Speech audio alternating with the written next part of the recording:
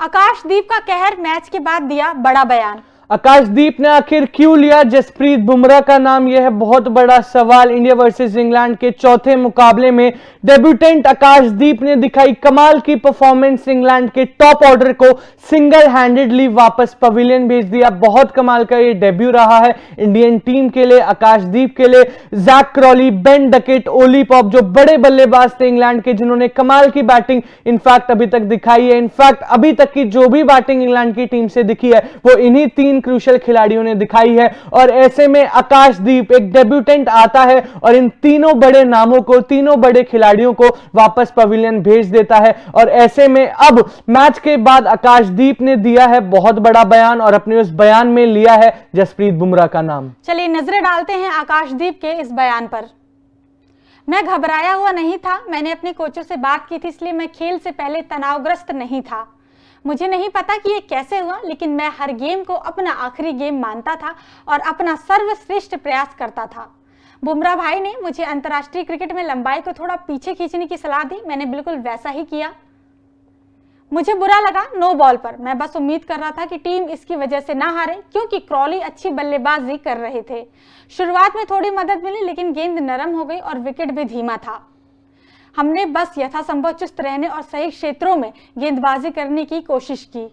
बिल्कुल, ये था आकाशदीप का बयान। और श्वेता, हम हमेशा बात करते हैं गुरु मंत्र की। जब जसप्रीत बुमराह आपको गुरु मंत्र दे देंगे कि हाँ भाई लेंथ थोड़ी पीछे रखना, तो ऑब्वियसली आप कमाल की बॉलिंग करने वाले हैं। वही देखने को मिली, हल्की सी लेंथ पीछे थी और वो जो जैक क्रॉली की विकेट थी, एक नो बॉल वाली और एक एक्चुअल विकेट जो ली थी जैक क्रॉली की, दोनों ही विकेट देख के भुवनेश्वर कुमार जो लेजेंड है टेस्ट की बात करें, उनके डेब्यू की बात करें, तो उनकी याद कहीं ना कहीं आगे इन स्विंग और फिर ऑफ स्टंप उड़ाते हुए, बेल्स उड़ाते हुए कमाल की बॉलिंग आकाशदीप ने करी। और वही बात है, जब आपको गुरु मंत्र मिलेगा तो आप ऐसी बॉलिंग ही करेंगे। 17 ओवर डाले आकाशदीप ने, 70 रन खाए, 3 विकेट, और वो 3 में टॉप ऑर्डर शामिल है इंग्लैंड की टीम का। इकोनॉमी थी 4.10 की। बिल्कुल अच्छी गेंदबाजी करी। और सबसे अच्छी बात इनकी बयान में ये लगी कि इन्होंने बोला कि तनावग्रस्त नहीं था, मतलब कि प्रेशर सिचुएशन नहीं थे। जनरली जब कोई भी प्लेयर डेब्यू करता है इंडिया के लिए, क्योंकि सबका, हर किसी प्लेयर का सपना होता है कि भाई वो इंडिया खेले, इंडिया के लिए खेले, डेब्यू करे।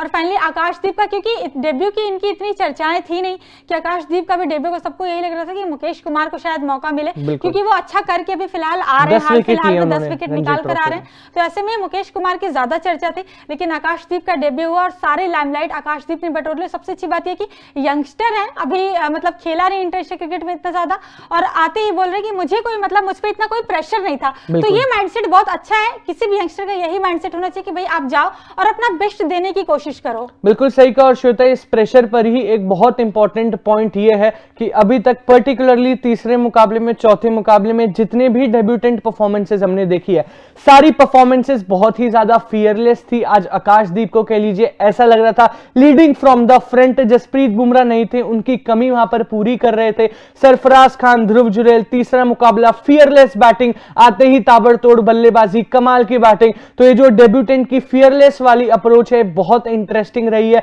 और साथ ही साथ चॉइस ऑफ टीम, इंग्लैंड जैसी टीम जो खुद अग्रेसिव माइंडसेट, अग्रेसिव अप्रोच से टेस्ट खेलती है, बेसबॉल बहुत फेमस है, उनके आगे ऐसी फियरलेस बैटिंग करना, ऐसी फियरलेस बॉलिंग करना बहुत गट्स वाली बात होती है। और वो करके दिखाया इन डेब्यूटेंट्स ने। बहुत इंटरेस्टिंग रहने वाला है कि आगे जाके इनका फ्यूचर कैसा होता है, क्योंकि मौके और जगह इन दोनों ने इंडियन टीम में अब अपने लिए बना ली है। बिल्कुल, जिस हिसाब से अभी मतलब कि फर्स्ट इनिंग जा रही है आकाशदीप की, बहुत ही कमाल की इन्होंने गेंदबाजी करी है।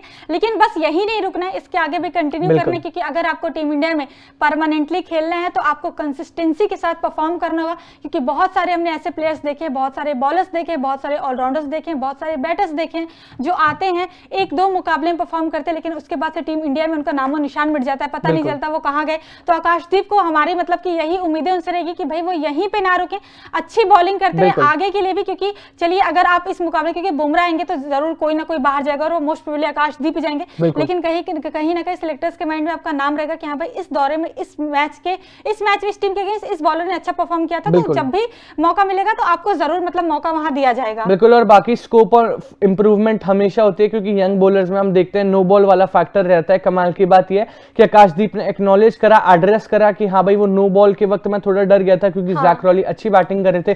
तो ये एक्नॉलेजमेंट भी बहुत कमाल की लगी। अभी बहुत बढ़िया फ्यूचर है आपके पास ये चीजें इंप्रूव करने के लिए, क्योंकि अक्सर आप यंगस्टर्स को देखो, आप अर्शदीप को कह लीजिए, प्रसिद्ध कृष्णा को कह लीजिए, नो बॉल वाला फैक्टर जरूर रहता है, बट विद टाइम अगर आपको जसप्रीत बुमराह जैसे दिग्गज बॉलर बनना है तो आपको इंप्रूव करना है डे बाय डे। बाकी आपको कैसी लगी आकाशदीप की परफॉर्मेंस आप बता सकते हैं कमेंट सेक्शन में। तब तक के लिए देखते रहिए तूफान स्पोर्ट्स, लाइक शेयर सब्सक्राइब। तूफान स्पोर्ट्स।